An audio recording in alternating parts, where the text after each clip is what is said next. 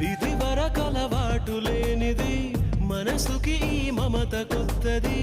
దొరకక దొరికింది గనక చేజారుతుంటే ఏం తోచకున్నది.